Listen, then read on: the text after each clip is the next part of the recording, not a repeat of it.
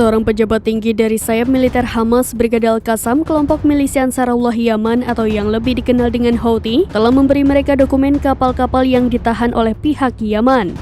Hal tersebut diungkapkan Komandan Tinggi Sayap Militer Hamas, Brigadir Al-Qassam, yang berbicara dengan Al Jazeera. Pengungkapan ini bertepatan dengan meningginya ketegangan di Laut Merah ketika Ansarullah meningkatkan serangannya baru-baru ini saat Israel mengungkapkan niatnya untuk tetap menyerang Rafah di Gaza Selatan dan melanjutkan pengepungan mereka di jalur Gaza.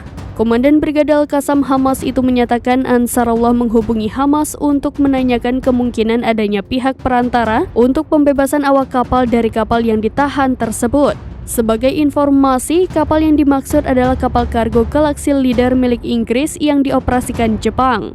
Kapal ini dilaporkan ditangkap Houthi di Laut Merah bagian selatan pada November tahun lalu, saat Yaman memutuskan untuk memblokade kapal-kapal berentitas Israel melintas di perairan mereka, khususnya di Laut Merah dan Selat Bab al-Mandab, sebagai bagian dari dukungan terhadap perlawanan Palestina terhadap agresi Israel.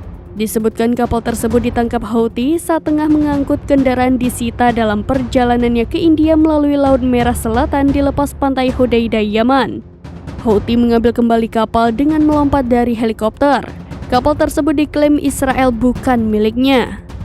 Awaknya adalah berkebangsaan multinasional, tetapi tidak ada warga Israel yang dilaporkan berada di dalamnya. Kapal tersebut dilaporkan dialihkan ke pelabuhan Al-Salif, sebelah utara Hodeidah yang dikuasai Houthi. Secara khususnya Ansarullah Houthi menekankan kalau Hamas sendiri yang memiliki keputusan akhir dalam semua urusan yang melibatkan kapal dan awaknya tersebut. Download Tribun X sekarang, menghadirkan lokal menjadi Indonesia.